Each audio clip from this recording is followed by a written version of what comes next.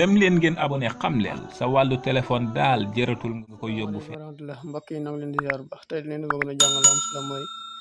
sa maanaam ndiggati son maanaam sa son te jollasu bu fekk dafa suufee ana nga def ba mu yokk. xam na application bii ñuy wax VLC application bu am solo la waxoon si boo demee Play Store boo bindee VLC moom da nga ko gis boo bindee VLC da nga ko gis VLC léegi application bi muy nii VLC mii nii après boo noppi da nga koy télécharger rek léegi buñ ci duggee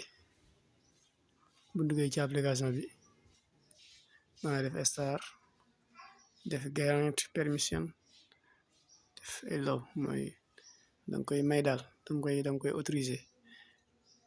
léegi bu def customize danga def next def down terminé léegi vidéo yaa ngi sama vidéo yi yëpp a ngi nii léegi gannaaw man sama kii dafa am fu mu yem par exemple su ma indee vidéo bi ca kaw xasida gi par exemple daal damay def next dafa next moom daf lay wan kii bi ni nga koy jëfandikoo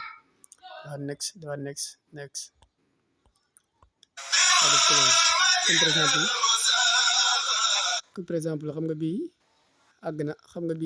àgg na par exemple su ma ko yokkee ba 100% xam nga àgg na 100% léegi ñu bàyyi noonu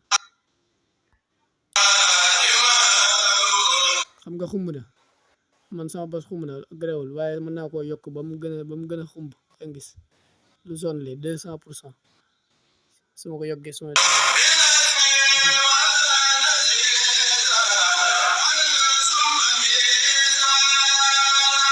kon gis ngeen ko nii maanaam loolu moom dafay yokk